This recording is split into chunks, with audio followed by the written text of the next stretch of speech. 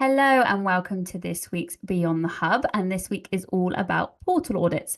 So, why are we talking about portal audits, you might ask? And that's because we speak to too many people on a daily basis that have either inherited a HubSpot portal from a predecessor that is an absolute mess, or they've gotten themselves into a bit of a pickle over 6 months or a year and it's just not very clean. So, I've got with me today Carrie Jones, who's going to go through a simple 10-step process that absolutely anyone can follow. So even if you've only been using HubSpot for a week, she's going to make sure that you can get the basics down. So welcome, Carrie.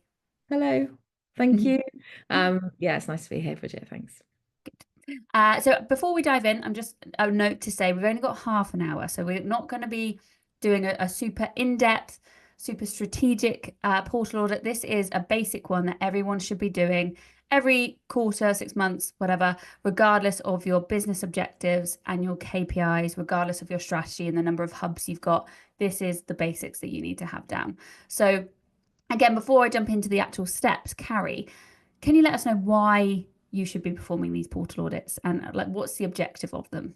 Yeah, absolutely. So, the objective of a portal audit is just to make sure that everything that you have set up in your portal is up to date and that you are not getting into a muddle with things that you don't need in your portal audit, or that you've got too many of something. So, just keeping it nice and clean, easy to manage, and also so that you can hand it over to somebody else if you were to leave or weren't were going on holiday or something, then somebody else could pick it up really quickly. So being clean and tidy.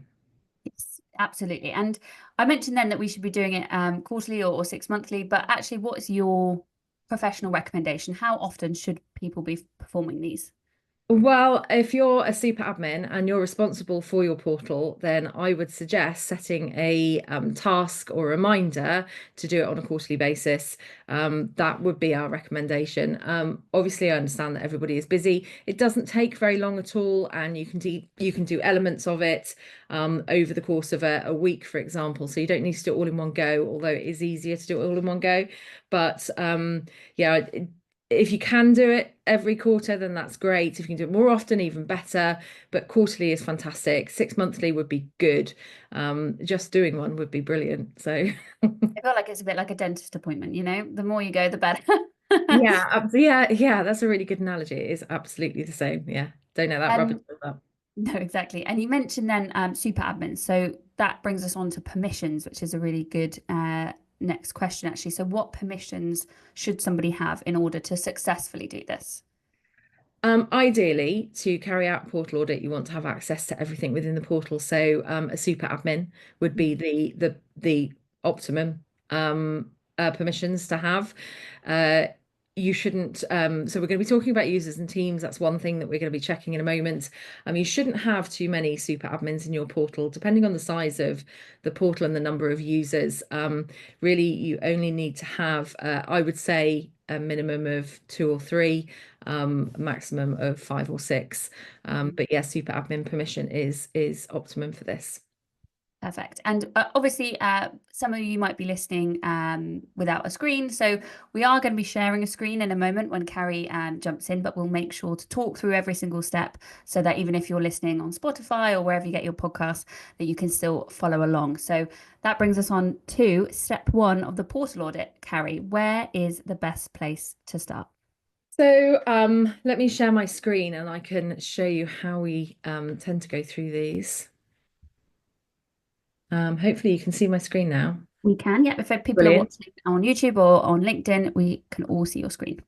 Yeah, so I am sharing the screen of our test portal. So there's an absolute load of rubbish in our test portal because it's a test portal.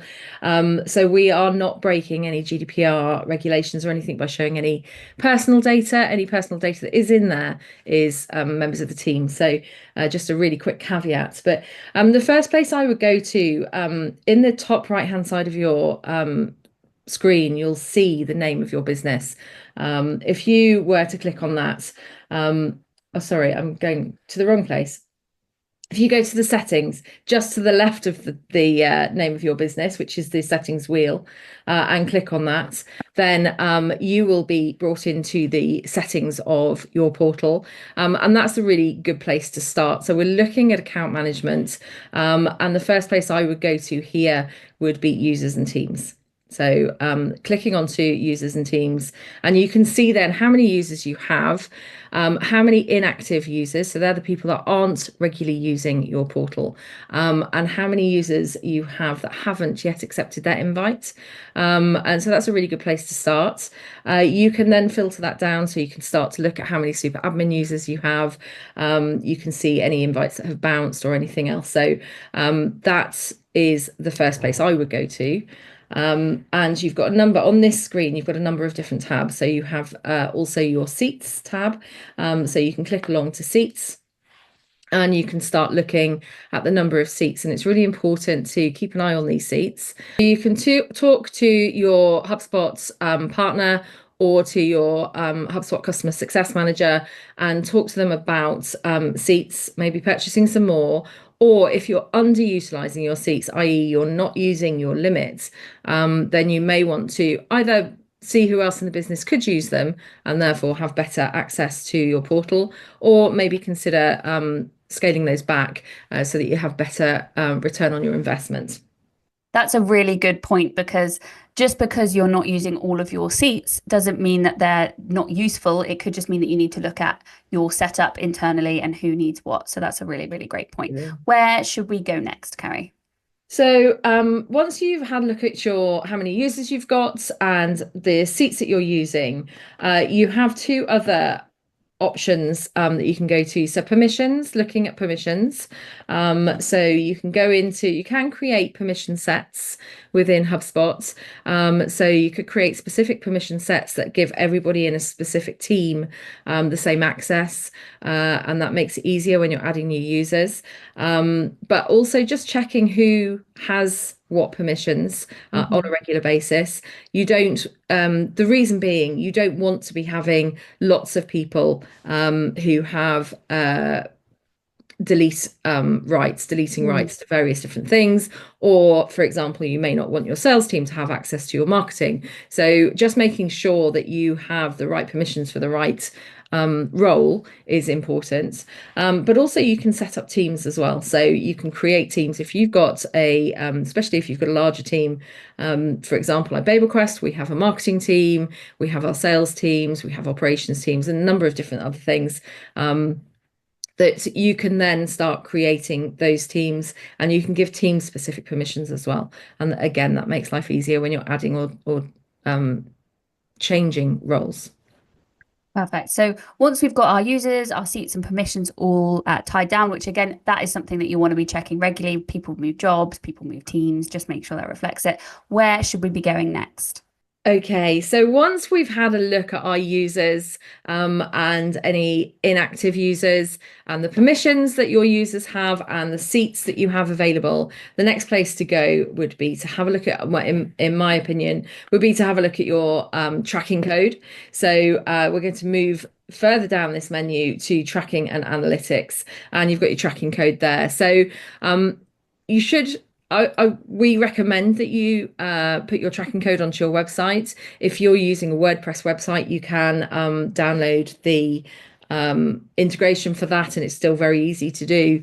But absolutely worth tracking your visitors to your website, because you can then start looking to see who is visiting, what they're visiting, and you can use all that analytics to help with a number of different bits and pieces within HubSpot. So sales team can use it to see where their prospects are looking. Marketing can use it to see what pages are being visited more often. But if you don't have that tracking code, you could be missing out on vital marketing and understanding your audience behaviors. So this is a key one, especially if you've inherited a portal, to be looking at. It's potentially not something that you need to do every 6 months, but it's something that if you've got a portal that's new, make sure that that one is set up. Yeah, absolutely, of course. You never know what somebody else has done in advance. So Yes, absolutely. And where should we be going after we've checked the tracking code? The next place after that would be your tracking URLs. Mhm. So just helping track your marketing campaigns so you can see how they're performing. By not doing this, you are missing out on vital analytics about your marketing campaigns. Using those analytics will help you understand which campaigns performed better and how you can improve future campaigns. Yes, absolutely. And I use this one all the time. So obviously HubSpot's great at generating those URLs automatically if you're using the social tools, if you're using the email tools, but there are some gaps still. So for example, we do a LinkedIn newsletter and you need to make the tracking URLs for that newsletter because it doesn't automatically track because you have to build it natively in LinkedIn. So that's a little gap at the moment. That if anybody is doing that, make sure you use tracking URLs because it took us a little while to figure out that that wasn't happening. And so now we've got a good backlog of analytics to look at. So that was a good one. Um, so that's tracking, which is great. So we've done users and teams, number one. Number two was tracking, and then on to step three. So step three would be GDPR. So privacy and consent. So GDPR in the UK and the EU, privacy and consent is a global thing. So in the States, in Canada, everybody uses it wherever you are in the world. So HubSpot is really good at protecting their users and making sure that you and obviously your contacts as well, and making sure that you don't accidentally send any marketing information out to somebody that has not specifically requested it. So moving down to GDPR, you've got the underneath your trackings, you've got privacy and consent. If you click on there, you will see your privacy settings, and that's a really good place to start. Legally, we can't advise you on GDPR, but we can advise you on best practice from using HubSpot. So I would absolutely recommend turning on those GDPR settings. There's so much information that you can find in the knowledge base as well to read more about this. So, but it is a good one to make sure that you have set up. And I guess ongoing, when GDPR rules changed based on your location, or they might evolve further down the line, checking back on here, just making sure that everything is set up due to your Yeah, location. 'Cause it's gonna be absolutely. Absolutely. And HubSpot does emphasize the importance of obtaining explicit consent from contacts before sending the marketing emails. So there's a number of different things that you have within HubSpot that will help you do that. So you've got subscriptions and lists and other things to make sure that you stay within those data privacy rules. Perfect. And then on to, I am rushing through just because we've got lots to go through, but these are Yeah, all that's great. absolutely fine. Next is step four. Where are we going for step four? Next, we're going to security. I've scrolled up, so we're moving on to security. HubSpot does some security checks for you, so that it will give you a health check on your security. So there'll be a number of things. So, for example, you can see in our test portal we've got 16 super admins, and it's saying review this. So it's using that red and green. So red is a concern, and green is good. So it's using that to help you understand that. You have two-factor authentication as standard in your portals unless you have enterprise, in which case you can have a single sign-on. So just checking how many people are enrolled in that, and it'll give you that information here. So it'll tell you how many are already enrolled in two-factor authentication or single sign-on. And this is just to protect your system and to ensure that your portal is not open to any security or data breaches. Especially if you're audited, if you're doing some separate, ISO accreditations, they require two-factor on all of your systems. So it's great that this kind of flags up for you. Once you've got that under control, should we be going to step five? Yeah, let's yes, absolutely. We just one thing there talking about making sure if you're audited, we recently have been through an audit for security and luckily passed with flying colours. But yes, they did look at your sort of privacy and security on that, so it's important to do. Next, we're moving on to domains and URLs. So just going down to content, which is down here. You've got your domains and URLs in there. So the first one really, and this is if you have taken over a portal, but just checking that the email sending domain has been correctly set up. And then since February 2024, Yahoo and Gmail made further legislation on sending mass marketing emails, and they have brought in the DKIM and DMARC regulations. So if you haven't done that, and you haven't set those into your domains, then you should really do that. If you don't do it, you are running the risk of a lot of your emails being marked as spam, ruining your domain reputation, and you also run the risk of increased phishing or spoofing your brand, as well as compliance issues. So it's a good one to check, especially if you've just taken over a new portal. Absolutely. And I know that you can with your email sending domain and your domains in general, you can get away with not connecting up your domain for email sending, for example, but it does mean that you're going to be sending emails from HubSpot. It's not going to be from your brand, which Yeah. again, that ties into what you're saying about your brand reputation. It's not going to look good. So that's definitely a really good one. And it shouldn't disconnect. It's not something hopefully that you should have to check all the time. But if you've inherited a portal, absolutely make sure that your domains are sorted. Yeah, and even if you haven't inherited a portal and you're a super admin, it's still worth checking that those DKIM, DMARC, and SPF settings have been put in since February, because that passed a lot of people by. So just making sure that you've done that as well. So Perfect. yeah. On to step 6. Where are we going for step 6? Data. So Data. This is a big one. This is a big this one. is one that we love. Yeah. So data in HubSpot is fabulous. If you've got a brand spanking new portal, then we will always advise people to clean your data before you import it. But understandably, people put in new contacts, people move different places, they download forms or they complete forms, which creates a contact within your record. So data gets into your system and sometimes it can become a mess. It happens very, very quickly without you even looking. And this is why we say do these portal audits on a regular basis every quarter, because you want to make sure that your data is up to date. You want to make sure that you've got a legitimate reason for contacting your data. So we always recommend creating a data hygiene dashboard. It's really, really easy to do.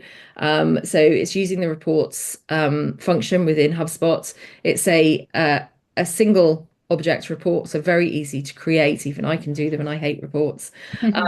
And you can then just create a dashboard that has a number of different things. So number of contacts without emails, number of contact without a first name, for example. They're the two most basic things that you're going to need to either contact or market to a contact to a person. So, but you can also do a number of contacts with a free email address. And you can then move that on to companies. So you can do contacts and companies and deals within a data hygiene dashboard, and that just helps you stay on top of it. We love that example, and it's something that we always recommend to our clients. I think we might have one in the test portal that we can flick up on the screen as well to show people that are watching this. And I guess that the aim of this is for it to be 0. All of the numbers to be 0. We want 0 contacts without a legal basis. We want 0 deals with a close date in the past. Those kind of things. So, and it's something that I guess it doesn't really matter what tier or what hubs you've got. This is kind of a basic. So there we go. For those watching, Carrie's flicked one up on our screen. And as we said, this is our test portal. That's why there's a high number for some of them. But you should be on 0. So that's a really good example. I love that. Yeah. So in this one, we've got deal, company, and contact data. So we can see it all in one place. But you can do it any which way you like. Yes, and if you've got OptHub, which I not a huge amount of people do, which everybody should because it's really, really great. They do have a data quality digest, which is an email that they send you every single week, and they'll flag any duplicate properties that you might have. They can flag any properties that aren't being populated very often. So you might want to have a look at that. So that's really good. You can do that manually, but I don't think. Oh, there we go. Carrie's getting up. So if you go to any object, they'll have a data quality sign at the top. And you can click through to that and it will tell you all that information. So you can do it manually, but it would take you quite a long time probably. So if you've got the time to do it, definitely go through your properties and check if they're being used. But if not, definitely look into getting OptHub for that one. Yeah, so the way to do it manually would be to look at the property and just you can run various different lists to see where those properties are being used and understanding that. Perfect.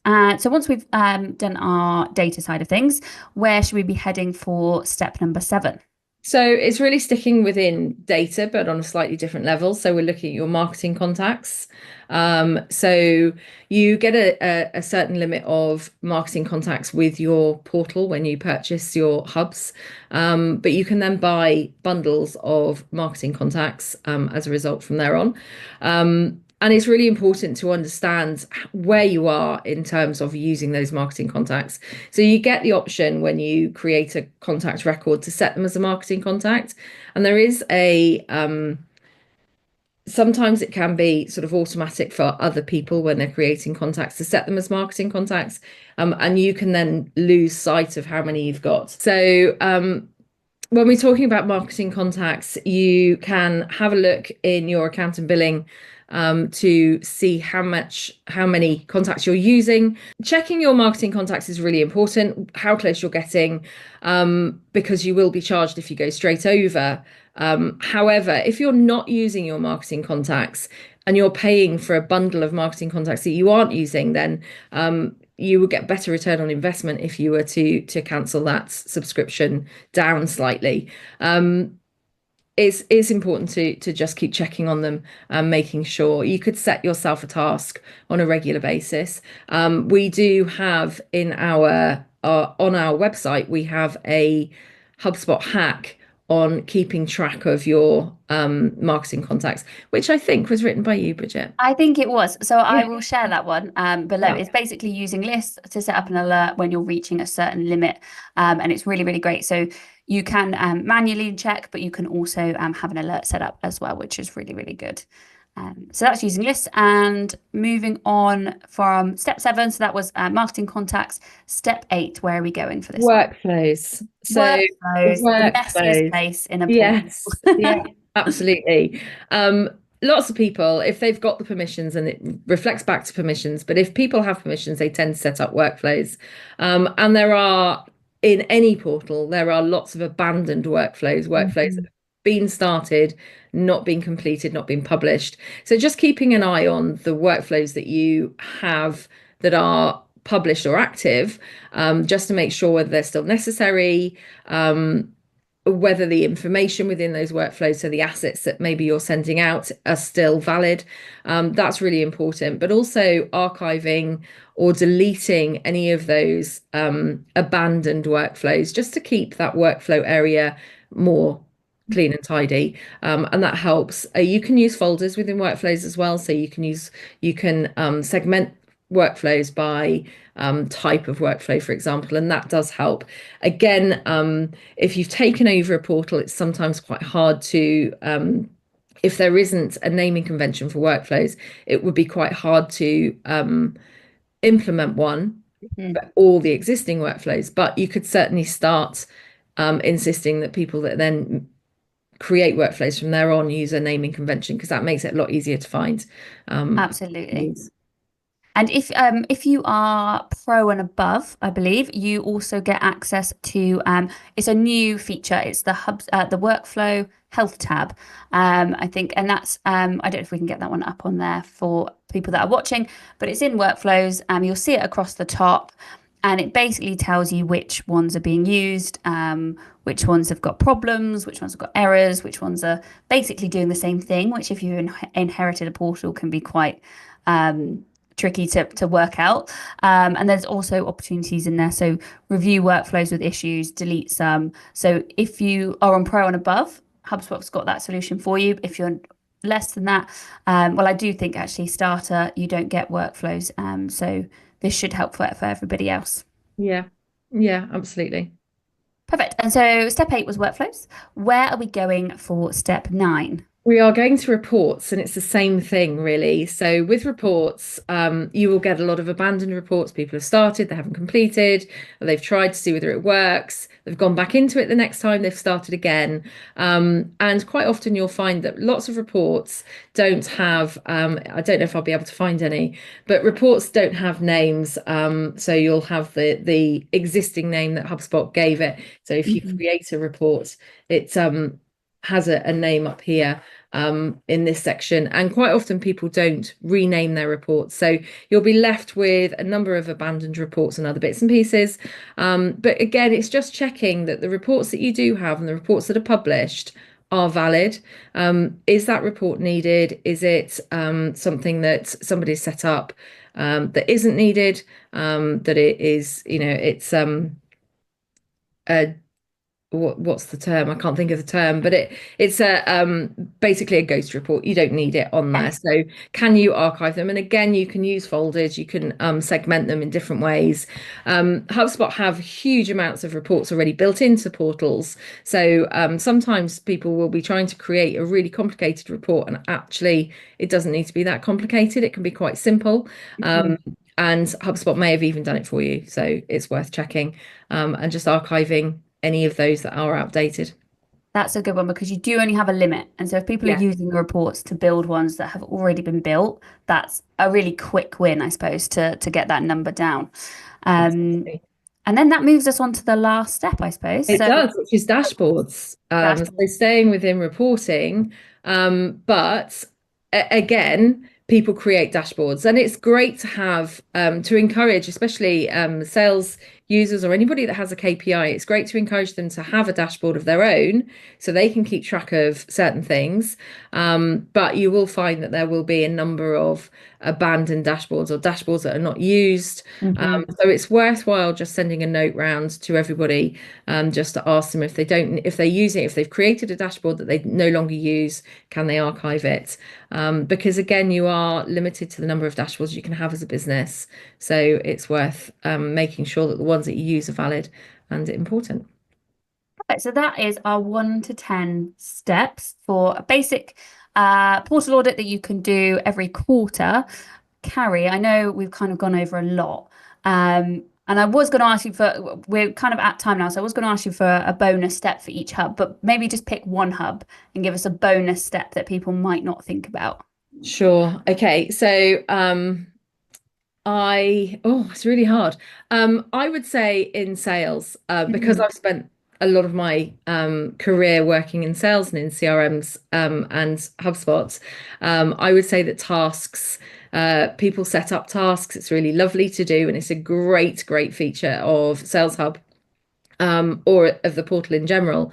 But there are always tasks that haven't been completed. It's a Mhm. really good indication of adoption and portal usage as well. So just checking whether there are any tasks, asking the sales team or asking the HubSpot users to stay on top of their tasks, delete them if they haven't been actioned. There will be always tasks that are very outdated. So just keeping on top of those really. By not keeping on top of tasks, you're potentially missing out on any prospects, anything Mhm. that and it's sending emails to somebody. So it's really that's my favorite one really. It's the one I like to clean up because it's a That's really a good feeling to get them done. Yeah, it's a really good way to, you can bulk delete them, can't you? So it's a really good, like, ticked off Yes. your list type task. Yeah. That's really good. So we've had 10 checklists to go through, a bonus one for sales. Do you have any last minute tips for anyone that is classed as an owner of their CRM? Well, I would absolutely suggest creating a diary reminder to do this on a Mhm. regular basis. It shouldn't be too onerous on one person. So if you have other super admins, you could each take an area to make sure that you're keeping that you're keeping on top of that. If you are the only portal admin and you are struggling with it, then absolutely reach out to your partners, because they will be able to help. We do more in-depth portal audits for our clients. Data hygiene is that dashboard that I mentioned earlier. That's a really good one. But we also are running a data report sorry, a data boot camp. We do reporting boot camps as well. So keep an eye on our social media, because they're things that we will be able to help you with. And very, very lastly, the wonderful Chris, who works at BabelQuest, is one of the trainers on the super admin boot camp, or the admin boot camp for HubSpot. You can join the admin if you're an admin for your portal. You can join the admin community in HubSpot. You can when the next admin boot camp is happening, you can join that. There's some really good information from that, and it's really good to reach out to other people within the community as well, to help them Absolutely. out. We all learn from each other, don't Yeah, we? yeah, we do. Amazing. So that's 11 steps we've actually had, because we had a bonus one. Some tips for anyone that's owning a CRM. And I feel like this has been the most jam-packed information beyond the hub that we've ever done. So There's I think so people much to do. yeah, it's been great. So hopefully people have made notes throughout. There will be a blog post up as well that we'll post for this. But Carrie, thank you so much for joining us on Beyond the Welcome. Hub today. No, you're welcome. Thanks for asking me. Thank you. Thanks, Bridget.